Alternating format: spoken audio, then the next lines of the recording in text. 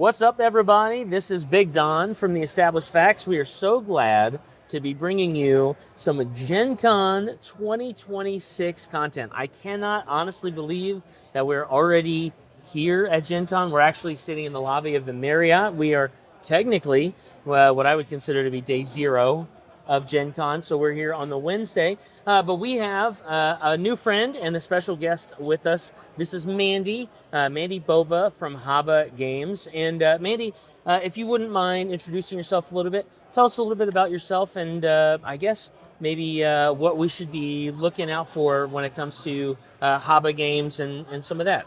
Yeah, absolutely. My name is Mandy. I work for Haba USA as the western half of the United States account manager for business to business.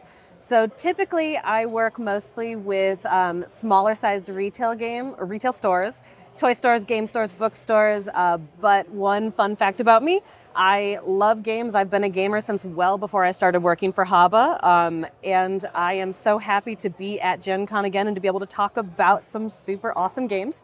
Haba is at booth 2011, and we have almost all of our best sellers with us. Okay. And then two new releases that came out this year. This box here at the top that looks like a little cabin, that's one of the new release games that we will have this year. We only have about 128 of them, so if you're interested, come early.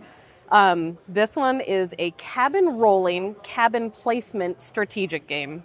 Cabin rolling, cabin placement. Yep, and it's for 8+, which is one of the things that I kind of wanted to talk to everybody about here, because Haba's really well known for our kids' games, our 2+, 3+, 4+. Yes. And we're working on expanding into some of the older age ranges. So Josh and I were talking a little bit before we hit play on the camera, record on the camera. And I think I fell in love with Haba Games with Animals Upon Animals. Yep. Which, is obviously a dexterity game that children can play easily. But honestly, I have played it with several groups of adults and had a blast with that game. Yep. Every time. And then Rhino Hero is another fan favorite in our house. And I know Josh also has 3 or 4 other Haba games because his kids really enjoy them as well. And so, we do have a little bit of a vested interest in some of those games. And I know that a lot of the games that you guys market don't always show up in the U.S. right away because Haba's out of Germany. Yes, exactly. It's a German gaming company. We're typically about 1 to 2 seasons behind Germany for when we pull things in. So actually this stack of games here, everything in this stack with the exception of the cabin on the top is not in the U.S. yet. So you guys are getting the first sneak peek of what these games are. All right. Love it. That's awesome. Mandy, so I know you said that you got some projects that are going to be coming out.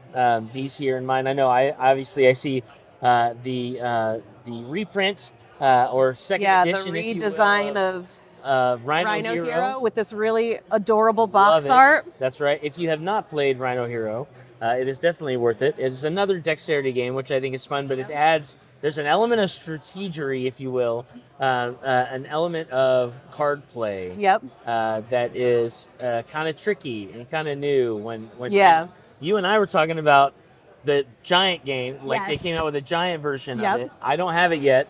Tell me about that. What is that about? The giant version of Rhino Hero would be the old style of box art, so not this one.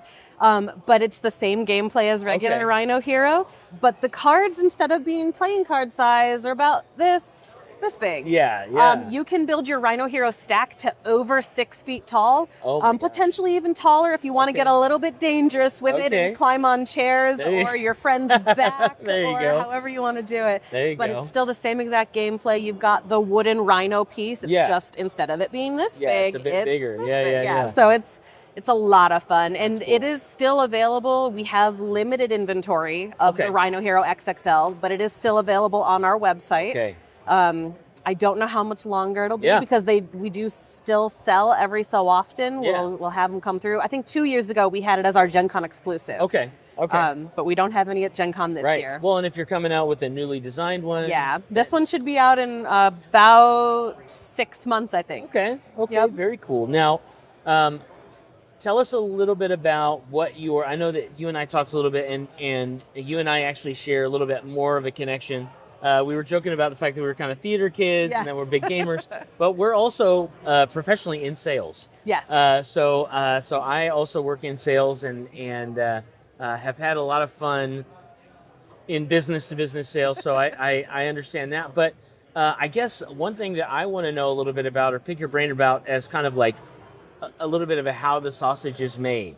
Yeah. When you guys are building relationships with game stores, whether they be big box or mom and pop stores and stuff like that, what are some of the key like values and stuff that Haba is really about that kind of edges them out from like some of their competition, or maybe even just makes them a little bit more alluring than just your normal Euro game design company or something? Yeah, absolutely. So Haba USA and Haba Germany, we've been around for 85 years on the Germany side of things. Okay. In the USA, it's been a little bit less. I think it's about early 1990s.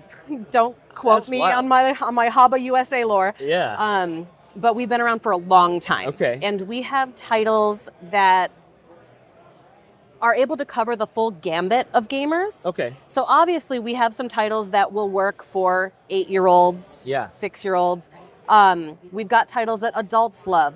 But one of the things that really kind of sets us apart and like is the gateway into Haba USA is we have games for the youngest of gamers, a demographic that really is kind of ignored by a lot of other manufacturers. Yeah. And how are you supposed to make the next generation of gamers if you don't start them early? Yeah. You got to start them as young as possible. That's a valid point. And a lot of our games too, they'll teach gaming mechanisms and they'll teach life skills. So it's turn taking, it's how to lose gracefully, how to win gracefully. Right.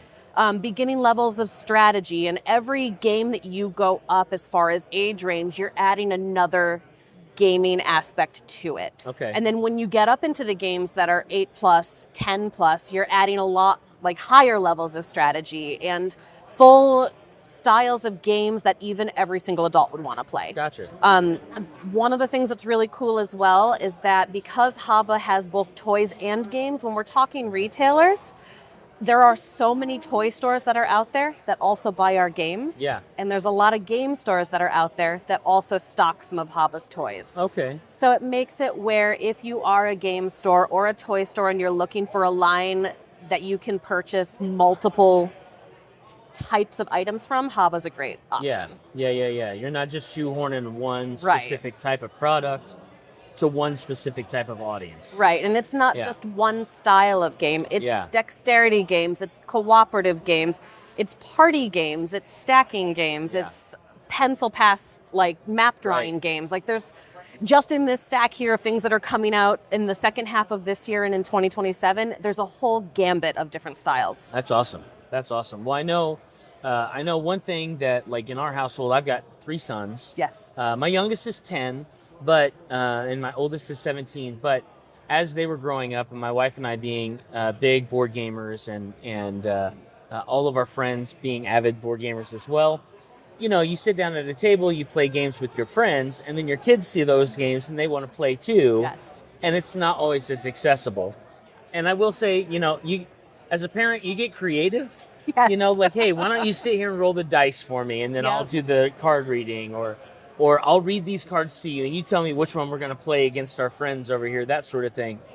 But I do really appreciate the fact that there is a demographic that's now being more served. I'm baffled by the fact that that Haba has been around as long as it has, especially Haba. What is it? Haba Germany. Yeah, has been around for, it's actually over 85. 80, I think we're almost at 90 by this point. That's wild. Yeah, it's a long time. Yeah, that's cool.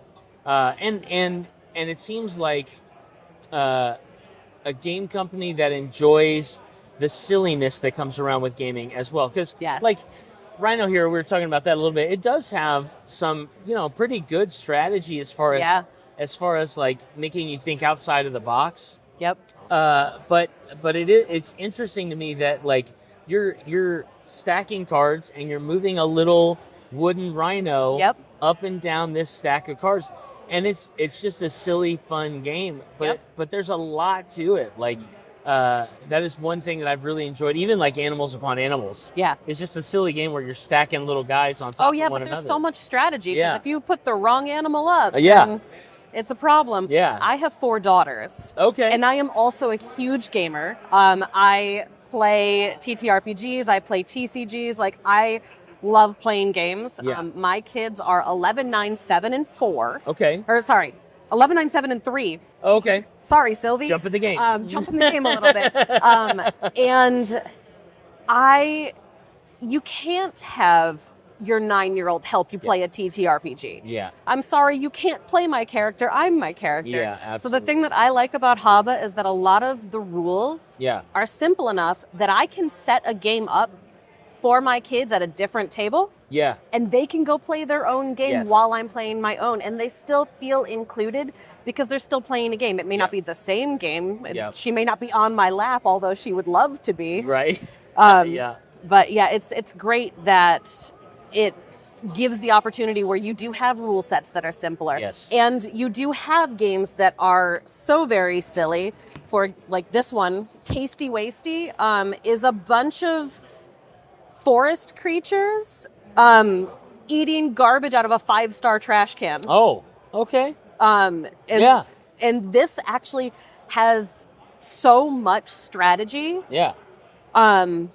that it's a hard game for me to play because Okay. it's a press your luck dice rolling strategy style game. Okay, yeah. And if you press your luck and roll too many dice, like it can turn into a Yep. problem. But like Tasty Wasty, the name is whimsical. Yes. The theming is whimsical. And it just Haba really leans into the silliness. Yes. And what everybody needs a little bit more whimsy in their life, right? I agree. Yeah, I mean, you've even got like Truffle Shuffle down here. I'm so excited for this game. Look at this box. Oh my gosh. It's just It is pigs. hot pink and black. It's high contrast. That's awesome. The game pieces inside of this, you've got hot pink wooden pigs, and then piles of leaves that are actually made out of tin. Okay. And you're using your pigs to go and snuffle for the truffles underneath those tin little things. That's really cool. I love that. Okay, so Mandy, personal opinion. Yes. Out of the games that we have here in front of us, and maybe some of the games that we don't have that are debuting this weekend at Gen Con, would you say that you have a favorite that you're really hoping that a lot of people are going to jump onto?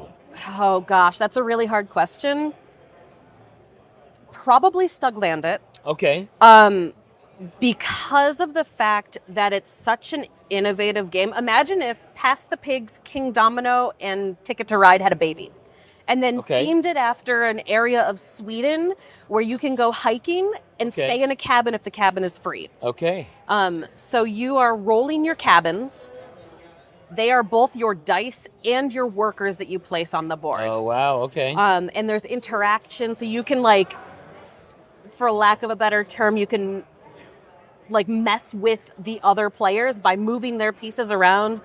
It's real estate. It's so cute. And the box is amazing. Yeah, I love it. Because I love this game. Yeah. I would say that the second favorite, which I don't have here, I didn't have another demo copy. Oh, okay. They're all inside of the booth. It's called Carniflora, Okay. where it is a tile placement game that you are building a Venus flytrap and capturing flies. Okay. It is aged for 6+. Okay. However, there is so much strategy that I would honestly say that a 6-year-old could play it and have an amazing time, and a 60-year-old could play it and have an amazing time. All right. Now, are you guys going to be running demos at your booth as well? Yep, there will be demos at the booth. All right. I should be at the booth most of the time, and I should have some of these available as sneak peeks, but I have a lot of meetings set up. So if you see me and I'm not talking to someone, then come by and say hi, and I will show you sneak peeks of some of the ones that are not in the U.S. yet. Well, Mandy, as we're kind of closing out, what is something outside of your Haba business that you're going to be doing this weekend?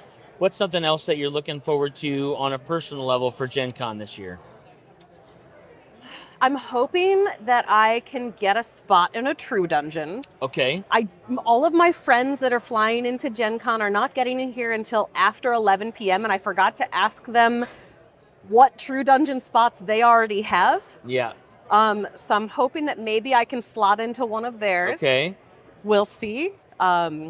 And I'm really excited just to walk the show floor. Like, Cool. the show floor at Gen Con is the best thing in the world. Yeah, I agree. Being able to see the new things that are out there. I would say that I'm excited to see the Dungeon Crawler Carl RPG. Okay. But I was at Lit RPG Con 2 weeks ago, and it was there, so I don't have to see that anymore. See that already.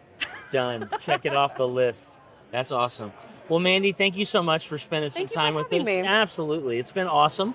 I hope that you have a fantastic weekend here at Gen Con. You too. I know Josh and I will definitely come by your booth. I think at some point in time, we're going to have kids with us too, so I know they'll want to hang out and check out a couple of those games as well. Booth 2011, come find us. All right. Awesome. Well, again, thank you so much for being here. We love you all, and we will check you later. Deuces.